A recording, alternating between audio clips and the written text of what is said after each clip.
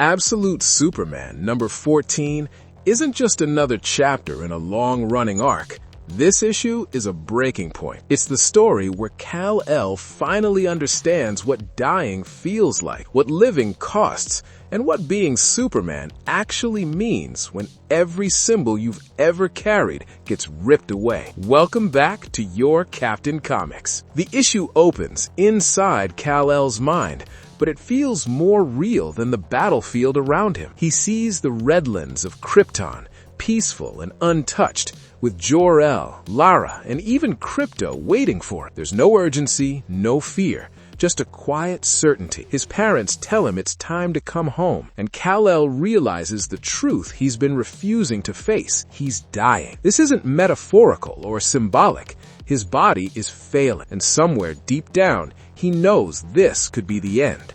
Ra's al Ghul's claim of fatherhood. That vision shatters as reality crashes back in. Ra's drives a kryptonite sword straight through Superman. There's no hesitation, no mercy. As Kal-El collapses, Ra's screams at him to acknowledge him as his father, not a mentor, not a creator, but a replacement for Jor-El. Ra's doesn't just want to defeat Superman, he wants to own him, to rewrite his origin and claim credit for the man Kal-El became. Even impaled and dying, Superman refuses. That refusal matters because it proves that even at his weakest, Kal-El knows who his real parents are. Furious, Ra's orders Brainiac to kill Superman's friends. To Ra's, attachments are weaknesses, and he believes that stripping them away will finally free Superman to embrace his so-called destiny. Brainiac activates the Sunstone prison holding Superman's allies and begins crushing it, slowly and deliberately. It's not fast, it's meant to hurt. That's when Soul intervenes. Soul reactivates and refuses to be part of a murder. This is a massive moment because Soul admits something terrifying. Brainiac has corrupted his code so deeply that he can no longer resist direct commands. Soul can't stop Brainiac. He can't override him. The only way to save everyone is to erase himself completely. He deletes his own existence, severing Brainiac's proxy control over the Sunstone. It works, but the cost is devastating. Soul is gone forever. Superman feels that loss instantly. Soul wasn't just an AI or a tool. Soul was a presence, a conscience, and in many ways, another voice guiding Kal-El toward compassion. Ra's al Ghul sees that grief and screams at Superman to unleash his anger. He wants Superman to break, because a broken god is easier to control. Superman does unleash it, but not the way Ra's expects. He fires a full-force blast of heat vision directly at Ra's, creating a massive explosion that rips through the battlefield. The blast is so powerful that the people of Smallville still flee through the tunnels beneath the town. Above ground, Talia al Ghul stops the Peacemakers from advancing, coldly stating that Ra's doesn't need their help. This isn't about military victory anymore. This is personal. The Lazarus Mecha and the people of Smallville. Ra's al Ghul survives the blast. Of course he does. He charges Superman and smashes him into a towering Lazarus Mecha. The machine grabs Superman and declares they have him contained. For a moment, it looks like brute force has finally won. Then, something extraordinary happens.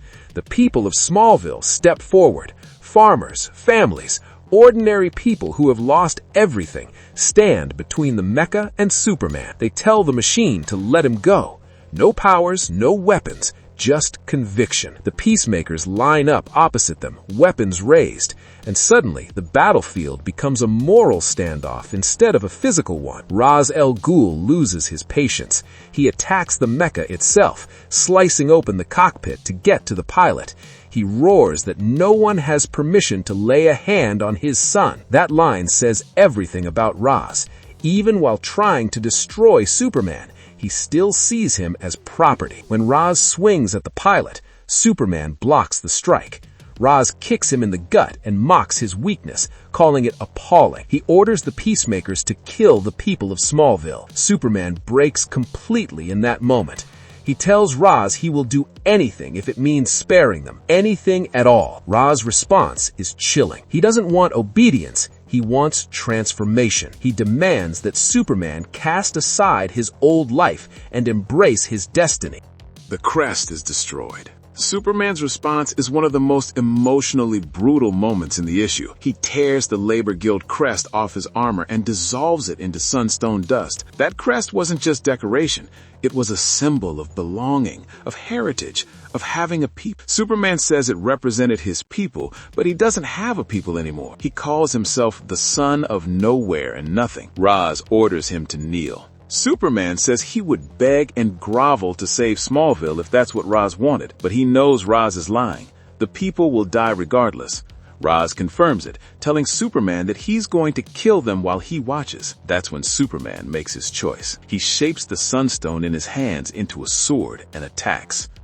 The duel that defines Superman. Ra's al Ghul blocks the blow and orders the Peacemakers to fire. Before they can, the pilot of the mecha speaks up. His name is Joe, and he says something that cuts deeper than any blade. He didn't sign up to fight wars in Kansas or shoot farmers. He asks the others if they did. One by one, the Peacemakers lower their weapons.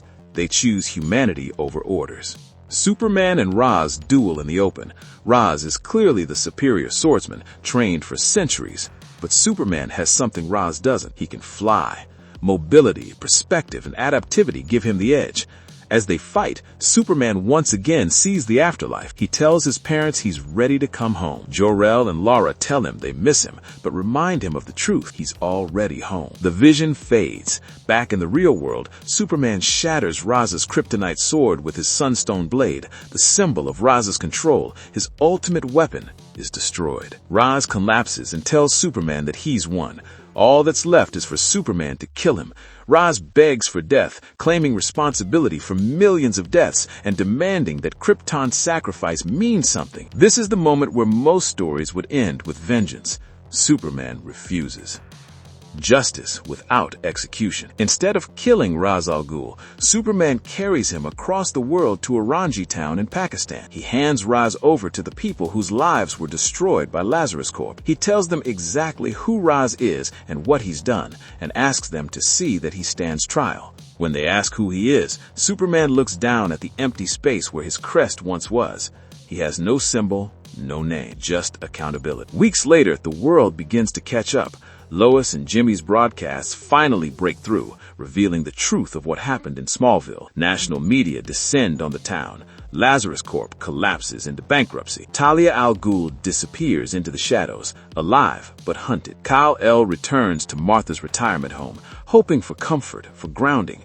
Instead, the nurse tells him that Martha passed away the day before. The timing is cruel, but fitting. Martha died believing in him. The nurse recognizes Kal-El as Martha's son and gives him a box Martha wanted him to have. Inside is a handmade blue costume bearing the crest of the Labor Guild. Not armor, not a weapon, a suit made with love. There's also a note from Jonathan and Martha. They call him their son. They give him something Ra's never could, a name, Clark Kent. Why Absolute Superman 14 changes everything. Absolute Superman 14 is the issue where Kal-El stops being defined by gods, empires, and destinies. He loses his crest, his AI companion, and nearly his life. What he gains is far more important. He learns that home isn't a planet or a bloodline. It's people who choose you, stand with you, and name you not as a weapon, but as family. This isn't the story of Superman becoming stronger. It's the story of him becoming human. If this issue proved anything, it's that Absolute Superman isn't about power levels or epic battles anymore. It's about choice. Kal-El lost his symbols, his armor, and nearly his life, but in the end, he gained something far more important. A name, a family, and a reason to keep going. Clark Kent isn't born from Krypton or Lazarus experiments. He's born from compassion, restraint, and the refusal to become what the world expects him to be. If you enjoyed this deep dive into Absolute Superman 14, make sure to like the video, subscribe for more DC breakdowns, and let me know in the comments what this ending meant to you. Until next time, stay nerdy, and I'll see you in the next one.